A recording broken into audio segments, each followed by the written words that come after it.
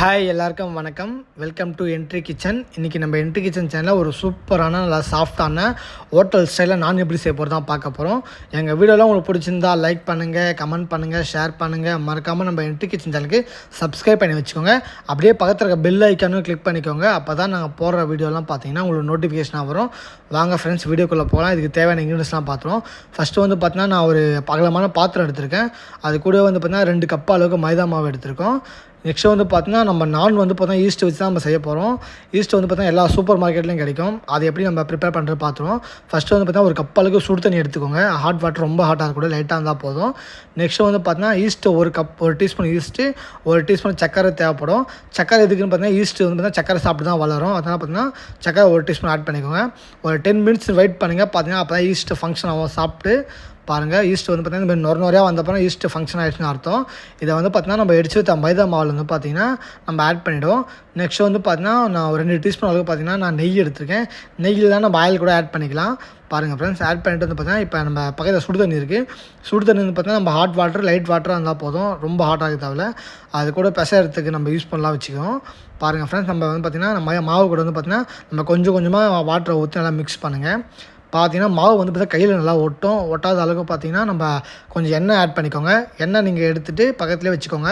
எண்ணெய் வந்து பார்த்தீங்கன்னா ரொம்ப ஒட்டுற அளவு இருந்தால் நீங்கள் எண்ணெயை தடவிக்கோங்க. கையில் தடவி நீங்கள் வந்து மாவு நல்லா பேசுகிறீங்க. மாவு வந்து பார்த்தீங்கன்னா நல்லா திட்டாக இருக்கக்கூடாது, நல்லா உங்களுக்கு நல்லா இது ஆகி வரணும். நெக்ஸ்ட்டு வந்து பார்த்தீங்கன்னா உப்பு வந்து பார்த்தீங்கன்னா தேவையான அளவு உப்பு ஆட் பண்ணிக்கோங்க. ஆட் பண்ணிட்டு வாட்டர் மிக்ஸ் பண்ணிக்கோங்க.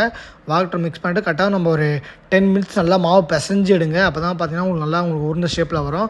பாருங்கள் ஃப்ரெண்ட்ஸ், மாவு வந்து ரெடி ஆகிடுச்சு பக்காவாக. இதை வந்து பார்த்திங்கன்னா நம்ம ஒரு 10 மினிட்ஸ் வந்து பார்த்திங்கன்னா நல்லா ஊற வைக்கணும் ஃபஸ்ட்டு தனியாக. அதுக்கப்புறம் ஊற வச்சிட்ட அப்புறம் பார்த்திங்கன்னா ஒரு ஈர துணி எடுத்துக்கோங்க. ஈர துணி போட்டு ஒரு 2.5 ஹவர் எக்ஸ்ட்ரா ஊற வைங்க. துணி போட்டு மூடி. பாருங்கள் ஃப்ரெண்ட்ஸ், நல்லா ஊறிடுச்சு. இப்போ 2 ஹவர்ஸ் கழிச்சு எடுத்திருக்கேன்.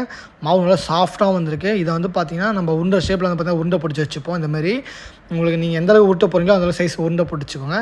நெக்ஸ்ட் வந்து பார்த்திங்கன்னா நம்ம மாவு ஒட்டும் போது பார்த்திங்கன்னா நீங்கள் அந்தமாதிரி பவுட்ரு வந்து பார்த்திங்கன்னா மைதா மாவு வந்து பார்த்திங்கன்னா கீழே அரைச்சிருங்க. நெக்ஸ்ட்டு வந்து பார்த்திங்கன்னா நம்ம ரவுண்ட் பண்ண மாவு எடுத்து அப்படியே பார்த்திங்கன்னா கீழே தட்டி எல்லாம் பார்த்திங்கன்னா கையிலே லைட்டாக அகலப்படுத்திடுங்க. உங்களுக்கு வந்து பார்த்திங்கன்னா என்னென்ன ஷேப்பில் வேணுமோ அந்த ஹோட்டலில் வந்து பார்த்திங்கன்னா ஓவல் ஷேப்பில் ஒரு ரெட் ட்ரையாங்கிள் மாதிரி ஒரு ட்ரையாங்கிள் வரும். நீங்கள் வந்து பார்த்தீங்கன்னா ரவுண்ட் ஷேப்பில் பண்ணுறதாலும் பண்ணுங்கள். அப்படி இல்லைனா பார்த்திங்கன்னா நீங்கள் ஹோட்டல் செய்கிற மாதிரி ஒரு ரவுண்ட் ஷேப்பும் சரி, ஒரு நெக் ஷேப்லேயும் கூட ஒரு லைட்டாக ஷேவ் அவங்க ஹோட்டல் ஸ்டைலே தனி அது ஒரு ஷேஃபாக கொண்டு வருவாங்க லென்த்தியாக. பாருங்கள் ஃப்ரெண்ட்ஸ், நான் வந்து பார்த்திங்கன்னா கையில் அழுத்திட்டு பார்த்திங்கன்னா இந்தமாதிரி ஒரு மாவு கட்டை எடுத்து உருட்டுங்க. பாருங்கள், சூப்பராக அதுமாதிரி லென்த்தியாக உருட்டுங்க. அப்போ தான் பார்த்திங்கன்னா உங்களுக்கு ஹோட்டலில் எப்படி செய்கிறாங்களோ அதே மாதிரி வரும் உங்களுக்கு. பாருங்கள் ஃப்ரெண்ட்ஸ், எந்த அளவுக்கு அகலமாக ஆக்கிங்க. பாருங்கள், நான் வந்து பார்த்திங்கன்னா இந்த நீட்டு வாக்கில் கட் பண்ணி எடுத்துருக்கேன் இந்த வாட்டி. பாருங்கள் ஃப்ரெண்ட்ஸ், இதுமாரி நீட்டாக வந்து பார்த்திங்கன்னா நீங்கள் இதுமாரி மாவு ஊட்டி எடுத்துக்கோங்க. நெக்ஸ்ட் வந்து பார்த்திங்கன்னா ஒரு தவாவில் வந்து பார்த்திங்கன்னா நான் பட்டர் சேர்த்துருக்கேன். பட்டர் போட்டு செஞ்சால் சூப்பராக வரும். இப்போ பார்த்திங்கன்னா பட்டர் தேய்ச்சிட்டு நம்ம ஒரு ரொட்டியாக தூக்கி கூட ஆட் பண்ணிடுவோம். ஆட் பண்ணிவிட்டு வந்து பார்த்திங்கன்னா நம்ம ஒன் சைடு மட்டும் தான் நம்ம வந்து பார்த்திங்கன்னா நம்ம தவாவில் வேக வைக்கணும். நெக்ஸ்ட்டு வந்து மேல் பார்த்து வந்து பார்த்திங்கன்னா இந்தமாரி ஓப்பன் பார்ட்டில் கம்பி போட்டு ஹீட் பண்ணுங்கள். உங்கள்கிட்ட இந்தமாதிரி கம்பி கிடைக்கலனா நீ ஒரு கடாயை என்ன பண்ணுங்கள், அப்படியே கேஸ் மேலே திருப்பி போட்டுட்டு மேல் பக்கத்தை வந்து பார்த்திங்கன்னா இந்த மேல் சைடு இது வந்து பார்த்திங்கன்னா நீங்கள் வைங்க. அப்போ தான் பார்த்திங்கன்னா அதுவும் உங்களுக்கு சூப்பராக வரும். பாருங்கள் ஃப்ரெண்ட்ஸ், இதேமாதிரி நீங்கள் ட்ரை பண்ணி பாருங்கள். இப்போ பார்த்தீங்கன்னா ஒன் சைடு நல்லா வெந்துருச்சு. இன்னொரு சைடு வந்து பார்த்திங்கன்னா லைட்டாக வேகணும். அப்போ தான் மாவு வந்து பார்த்தா நல்லா வெந்து உங்களுக்கு நல்லா சாஃப்ட்டாக வரும். உங்களுக்கு இந்தமாதிரி ஓப்பன் ஹீட்டில் வைங்க. உங்கள்கிட்ட பட்டர் இருந்தால் பட்டர் ஆட் பண்ணிக்கோங்க. அப்போ தான் பார்த்திங்கன்னா உங்களுக்கு நல்லா சூப்பராக இருக்கும், நல்லா சாஃப்ட்டாக கிடைக்கும். ஒரு ஹோட்டல் ஸ்டைலில் உங்களுக்கு வேணும்னா நீங்கள் பட்டர் ஆட் பண்ணி பாருங்கள், செம்மையாக இருக்கும் உங்களுக்கு. பாருங்கள் ஃப்ரெண்ட்ஸ், இந்த வீடியோ உங்களுக்கு பிடிச்சிருந்தா லைக் பண்ணுங்கள். நீங்களும் மறக்காமல் இந்த ரெசிபியை வீட்டில் செஞ்சு பாருங்கள். இது கூட பன்னீர் பட்டர் மசாலா செஞ்சு சாப்பிட்டு பாருங்கள், செம்ம டேஸ்ட்டாக இருக்கும். நாங்கள் அந்த வீடியோ நெக்ஸ்ட் வீடியோ போடுறோம். எங்கள் வீடியோ ஃபுல்லாக வாட்ச் பண்ண எல்லாருக்கும் ரொம்ப தேங்க்யூ.